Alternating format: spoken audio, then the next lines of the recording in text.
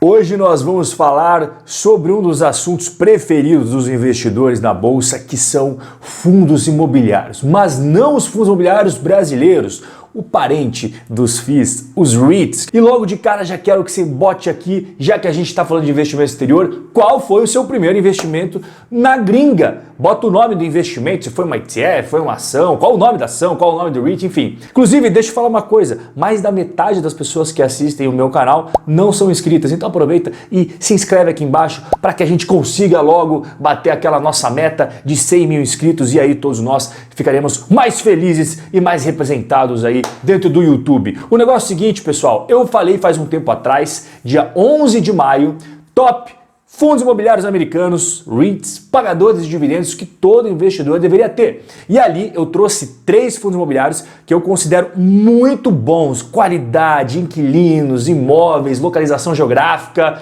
top. Só que hoje eu não vou falar de novo sobre esses 3. Mas não significa que eu considero esses 3 que eu falei lá em maio ruim, pelo contrário. Eu ainda adoro Prologis, a minha tese sobre os fundamentos do Prologis, do Realty Income e do Avalon Bay permanecem exatamente as mesmas. Inclusive, quem teve a oportunidade de lá atrás, a partir do momento que eu publiquei o vídeo, investir em algum desses daí que se sentiu mais confortável, já teve um retorno bacana em dólares. Você está vendo que os 3 acabaram subindo na bolsa aí. Eu vou falar de mais 3 que eu considero muito bons e eu vou pegar setores distintos daqueles que eu já falei. Começando com a Star Capital. E o que exatamente faz este REIT?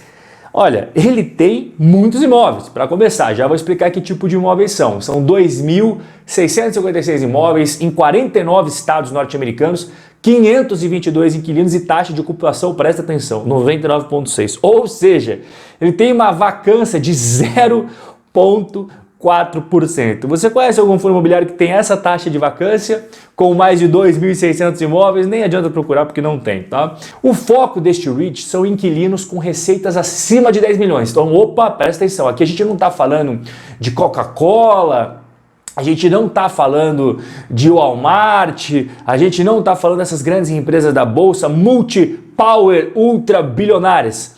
A gente está falando do que os americanos chamam de middle market, que são aquelas empresas com receitas acima de 10 milhões, mas que ainda não são power companhias. Esse desenho ilustra bem, tá? Então aqui, ó, pessoal, aqui são as gigantescas, as companhias enormes, as companhias monstruosas da bolsa.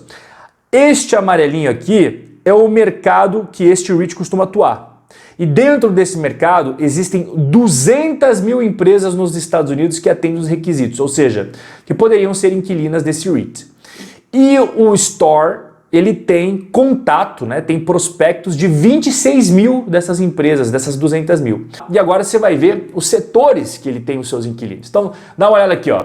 Restaurantes, ele tem também para educação da criançadinha, sabe? Pré-escola, escolinha, tal. Você tem pet shops, você tem negócio de clínica odontológica, coisas industriais também. Tem até fazendas, enfim. E aí o que eu fiz? Eu peguei os fundamentos dele e coloquei naquelas planilhas que vocês adoram para ver como é que está indo no longo prazo. Então o primeiro, a receita líquida, já ganharia o carimbo. Olha o crescimento da receita líquida ao passar dos anos, melhorando a cada ano que passa, é isso que nós gostamos como investidores.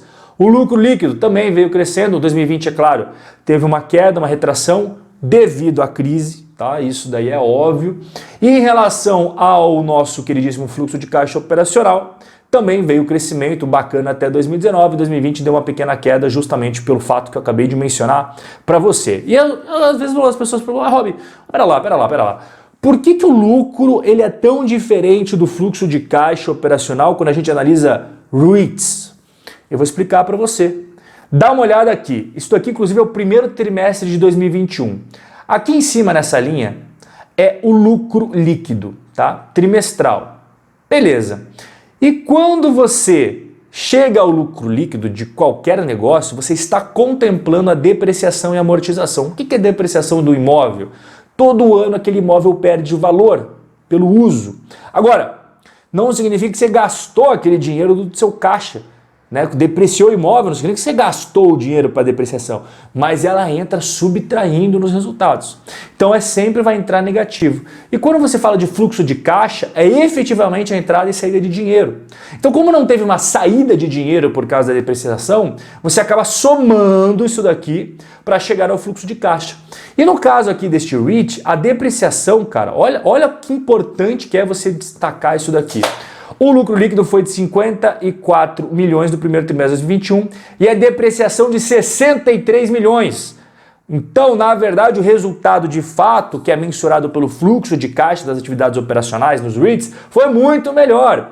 Agora você sabe o que é importante na hora de você analisar um fundo imobiliário. Não é o lucro líquido, é o fluxo de caixa das atividades daquele fundo. E aqui nós temos os dividendos. Os dividendos também vêm crescendo ano após ano. E aqui eu coloquei quanto que está o dividend yield atual, 4,13% ao ano, bruto. Só que a gente sabe que os brasileiros pagam 30% de imposto sobre os rendimentos. Então esse dividend yield atual, líquido, seria 2,89% ao ano em dólares. Agora nós vamos para o nosso segundo fundo imobiliário REIT, né? Que é o Equinix. O Equinix, ele é um REIT que é focado em data centers, exatamente como você viu o rapaz mexendo ali. Então são mais de 220 data centers distribuídos em mais de 25 países ao redor do mundo e conta com mais de 10 mil clientes. Inclusive aqui está um mapinha aonde se encontram esses data centers. Bom, nos Estados Unidos está tomado de ativos, tanto os Estados Unidos quanto o Canadá, tomado de ativos do Equinix. Nós temos em São Paulo, temos no Rio de Janeiro, assim, Estados Unidos e Canadá é disparado onde mais tem data centers, mas também tem muito na Europa, muito mesmo, tem até no Oriente Médio e na Ásia e no Pacífico também temos. Então você percebeu que nós estamos falando de um REIT global. E os resultados dele, crescimento da receita, ano após ano. É normal, né, pessoal? A gente está cada vez mais tecnológico, a gente está cada vez mais utilizando essas questões de tecnologia no nosso dia a dia e tudo disso precisa de uma infraestrutura. E quem fornece essa infraestrutura são os data centers. Então a receita líquida vem crescendo, ganha o carimbo Robin Holder, lucro líquido, olha como ele acaba sendo volátil até meados de 2016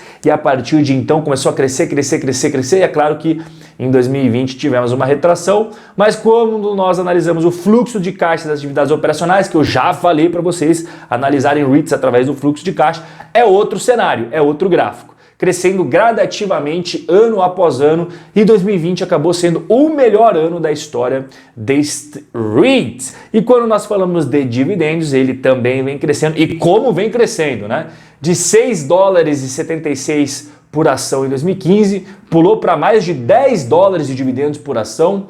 E aqui o dividend yield ele acaba sendo um pouco mais mirradinho, porque as cotações deste fundo imobiliário cresceram muito nos últimos anos. Então quando cresce muito a cotação, o próprio dividend yield acaba ficando menorzinho. Não é que a empresa está pagando menos dividendos, é que o preço da cotação acabou subindo. E lembre-se que dividend yield nada mais é que o quanto que a empresa paga de rendimentos proporcional ao preço da ação na bolsa de valores. Então se o preço sobe muito e o dividendo sobe só um pouquinho, você acaba tendo um dividend yield menor. E agora nós vamos para o terceiro e último REIT de hoje, que é o National Health Investors. Você está vendo, inclusive, um ativo deste REIT. E o que ele faz, basicamente, né?